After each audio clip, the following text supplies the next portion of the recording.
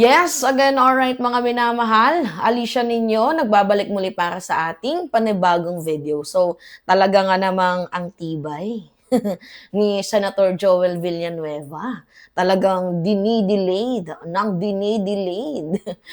Ginagaya itong si former President Duterte, panay submit ng motion for reconsideration ng MR. Actually, yung MR, legal naman talaga 'yan. Pero kung paulit-ulit na, ibig sabihin, 'di ba, meron kang kagustuhan na i-delayed yang kaso mo. Pero kahit gano'n pa man, siguro huli mo na 'yan ngayong January 26. Kasi ito na meron ng balita. Susunod kay Revilla, DOJ may update sa mga kaso laban kay Villanueva at iba pa. Okay, paliwanag lang muna natin sa inyo mga minamahal ng slide. Yung motion for reconsideration, hindi po dapat yang gawing shield, 'di ba? Ng mga mga tarantadong 'to. Oo, nila Villanueva, nila Jinggoy, or ni Revilla. Hindi po yan ginagawang shield. Yan po ay isang tawag dito, legal remedy. Pero kung yung motion for reconsideration na yan ay paulit-ulit, wala namang bagong ebidensya, pare-parehas lang ang argumento, isa lang ang ibig sabihin niyan. Nagiging malinaw na ito ay isang delaying tactics. At sa batas, sobrang linaw na ang motion for reconsideration ay hindi po yan dapat ginagawang shield laban sa merong mga pananagutan. So, parang ang nangyayari kasi sa kakapasa nila ng MR, parang nagtatago sila, mga minamahal, nabibigyan sila ng chance na magtago pa, nabibigyan sila ng chance na lumipad pa, umalis ng bansang Pilipinas. Lalo pat kapag paulit-ulit na nagsasubmit ng motion for reconsideration, tapos ilang days yung hinihingi, edi mayroon pa silang days para makapagtago. Parang pinapahaba nila yung oras. Now, may magtatanong dyan, bakit may mga nauna nang naaresto? Mima, 'di ba? Bakit si Revilla meron na? Bakit itong si Villanueva wala pa? Tandaan natin na dinadaan sila ng ating ombudsman sa due process. Kasi iba-iba yung timeline ng kaso. 'Di ba? Iba-iba din yung ebidensya, iba-iba din po yung resolution date. Pero tandaan, mga minamahal, ang batas, yes, totoo, mabagal, pero hindi naman po yan bulag. 'Di ba? So, kapag po ang ombudsman ay mayroon na pong findings, naglabas na po ng findings, automatic warrant na yung kasunod niyan. 'Di ba? Suspension or diretsong arraignment.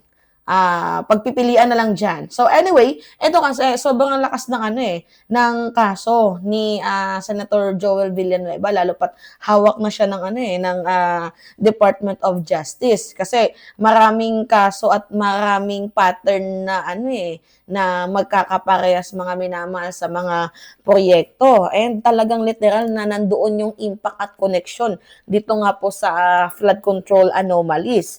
So anyway, panoodin natin 'to, mga minamahal. Dapat mag-watch out din diyan yung PNP, yung NBI, 'di ba? Baka hindi natin sure, 'di ba, lumipad ng ibang bansa itong si Joel Villanueva. Lalo pat itong si Estrada humihingi ng vacation for leave, 'di ba? So, hindi natin sure kung ano yung gagawin niya dun sa sa ibang bansa. Anyway, mga minamahal, sige, panoodin natin 'tong balita. Ang galing nitong lawyer na 'to. Tindi niya. Afternoon. This afternoon at 2 p.m., preliminary investigation was conducted for 6 cases related to the flood control anomalies. Isa pong respondent sa mga kaso na yon, si Senator Joel Villanueva. And Senator Joel Villanueva filed a motion for extension asking and requesting the panel of prosecutors to be given until January 26 to file his Diba? Parang delaying tactics na to, yung nag-aas ng motion for reconsideration. counter affidavit, which the panel of prosecutors granted. And so hanggang 26 po, meron siyang pagkakataon magsampa na kanyang kontra sa salaysay. I think it's also important for the DOJ to clarify that Senator Joel Villanueva is a respondent in not just 1, but 3 in total malversation cases before the DOJ. Just for everyone's let's just recap lang, review po tayo. Ang pending flood control anomaly cases here are 14 in total. Okay? Ano po yan, the initial batch, the first batch of cases ng malversation, among other charges, is related to Sims Construction Trading. And the projects are all located in Bulacan First District. Yun po yung initially first 5 cases. Sa 5 po na yun, 2 na-refer na po sa Ombudsman, which were filed with the Sandigan Bayan. 3 are currently pending resolution, which the Prosecutor General has promised will be released within the week. Okay, so yun po yung 5. 2 with the Sandigan Bayan, 3 resolutions to be released within the week. Second batch of cases po, 6 po yun. These are all related to either of 2 contractors. That's Wow Construction and Top Notch Catalyst Builders. Yung 6 po na yan are currently pending with the DOJ. Okay? And in the various different timelines. So kahit lahat po sila related sa Wow Top Notch, doesn't necessarily mean na sabay-sabay po sila umuusbong o gumagalaw. Okay? Well, lahat po yung gumagalaw but in different stages. Oo, kasi different naman sila ng timeline.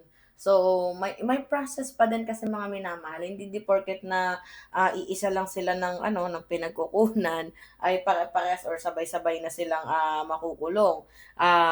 They have different timeline ng kaso, different stage din ng mga ebidensya, and also iba-iba din yung resolution date. 'Di ba? Alright, continue tayo. Yung mga iba pong respondents nag-file ng counter affidavit, yung iba for resolution, yung iba investigation pa. So we cannot determine or say kailan po matatapos yung 6 na yon. Okay? Maliban po sa 6 na yon, so we have 5, 6, the last batch is the 3 plunder cases, yung mga high-profile cases na sinasabi po natin.